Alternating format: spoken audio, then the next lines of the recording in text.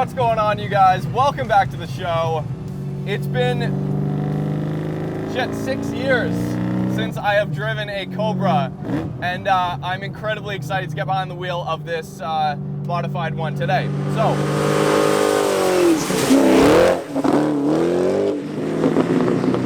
real quick, the specs. It's got a aftermarket Ken Bell blower on it. It's 2.4 liter blower. It's got 628 horsepower and 628 pound-feet of torque, or right thereabouts. So, I mean, it's bang on, the power and the torque. The torque comes on super early, obviously, with a twin-screw supercharged V8. You're just going to have instant torque from wherever you are in the power band, and peak power is actually very high up. So it just carries, and you have literally 6,000 RPM of usable power, which is insane. This revs to about 6,600 RPM.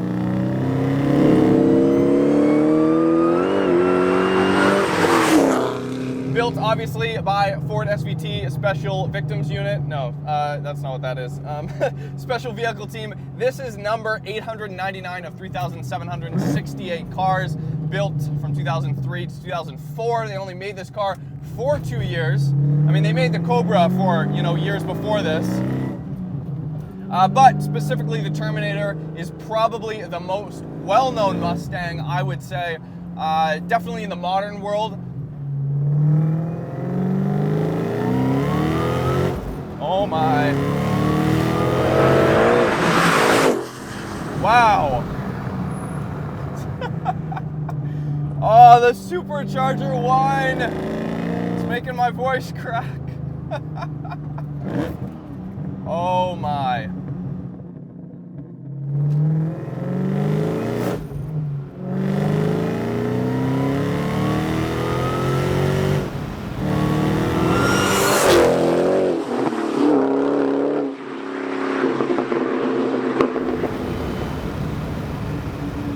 Frightening. Very frightening. What separates the Terminator from most other Mustangs before it lies deeper than its embrace of added boost or some clever suspension that was now up to the competition. It built a massive following among Mustang diehards upon launch, putting behind them any doubts that their loyalty to the brand was going to be wasted. Proven once again in 2005 with the launch of the Ford GT, American sports cars were the strongest weapons for Detroit on the global stage.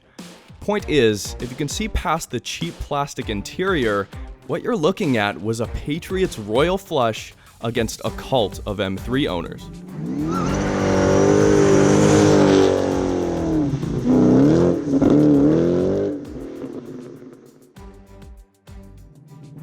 Most Mustangs, in fact, pretty much all Mustangs up to this point, with a couple of exceptions, were solid rear axle cars, which means the rear suspension with the axle, it's one axle, so it moves in conjunction with the other side. This is independent rear suspension, so in the corners it's a little bit better, minimizes wheel hop, as they say, when you're mid-corner and you hit like a bump. The older Mustangs were kind of prone to kind of skip around, and that's, for the most part, why if you're not an experienced driver, they can get away from you. Insert montage of Mustangs hitting crowds. I'm not going to entertain that joke further than that, but you guys get the point, right?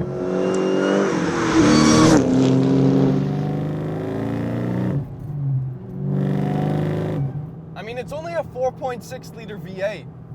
It's not a very big V8, but what separates this largely apart from the 4.6 Mustang GTs of this generation, where those were 2 valves per cylinder, this is 4 valves per cylinder, and this engine has all forged internals. So you can, pump more boost in this engine, like Jerome has here, about 21 pounds of boost. The factory boost gauge, by the way, only goes up to 10, so it's pinned immediately. And so you can push like 600 wheel horsepower on stock internals, no problem. And the engine will just take it. So that's what's really kind of propelled this vehicle past its initial sale as a new car into the modified world. And now, it's becoming in kind of an older car, but it's still huge in the modified world specifically for that reason. Same with the Ford GT with the 5.4 liter. It's got forged internals. It's got the beefy engineering behind it that you can count on if you're looking to modify your car and legitimately have like a frightening experience. That's what this car is. I'm gonna be straight up. This is one of the scariest cars I've ever driven. Not for the fact that of just the raw horsepower number, and great, now it's raining. Just what I always wanted. A 600 plus wheel horsepower Mustang in the rain. Yeah, you guys, there's a way to end this channel. I think that's how that recipe starts. But I'm serious, like, there's something so freaky about having like 500 pound-feet of torque at 2,000 RPM. Now, of course, electric cars are doing that nowadays, no issues.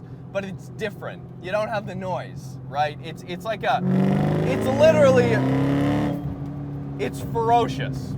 I mean, it is beyond all measure, one of the most violent vehicles. And all of the engineering and stuff that SVT went with this car, like, nothing's in the interior. This is one of the most terrible interiors I've ever been in my entire life. It's not really a good place to be. It feels to me like the steering wheel's good.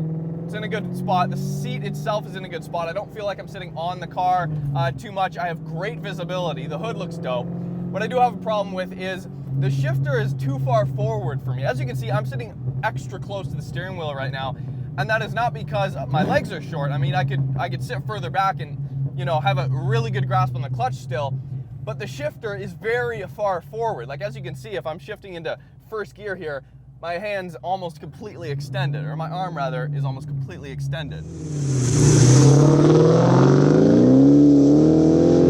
Yeah, it's extremely fast though. It'll hook up consistently though.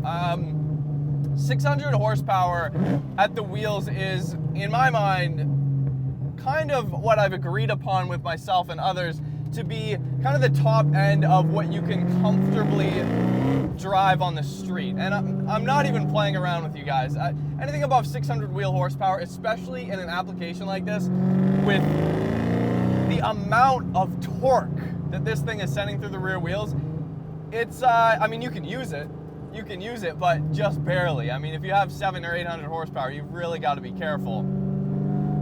Other than that, you know, it's got an ice box under the hood for the track. It's got a few other things to make it, the longevity of the car, really kind of, you know, stand the test of time. But these engines have, you know, been known to be fairly bulletproof, and you can modify them, and a lot of people do, to within an inch of their life, and it's generally not an issue whatsoever. Which is what I love so much about these cars. I think if there are any two Mustangs that I would consider buying, and yes, as a Japanese car enthusiast at heart, I would consider buying a Mustang, absolutely. But the only two would be the Shelby GT350R that we did a piece on not too long ago. You guys may remember that. I called it the last great Mustang Ford will ever build. Shoot me. And this is the second one, the 04 Terminator Cobra. I just think it was a golden period in time for Ford. And in fact, it was kind of, as Jerome put it, it kind of forced Chevy to stop making the Camaro for a while. They couldn't really compete, right? This car is much more than just a powerful Mustang. It's approaching classic status, and it's a car that will never lose value. I don't think one of these cars are, you know, they're never going to lose value. They will hold their value. There will always be somebody around willing to pay a lot of money for this experience. I can't even get into fourth gear without breaking every speed law in the entire country. Woo! Very notchy short shifter, crackles and pops behind you.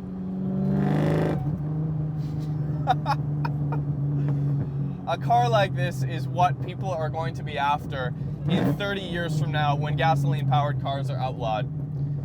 That's why I say it's never going to lose value. There are always going to be a segment of people out there, more than likely when I'm an old grouchy man complaining about electric cars and reminiscing about the good old days of gasoline-powered cars, this is going to be the car that people are looking for, because it is the closest you can get to just the throttle cable. It's not drive-by-wire. The throttle cable feels amazing. The throttle response in this car is unbelievable. Brake pedal feel is extremely solid.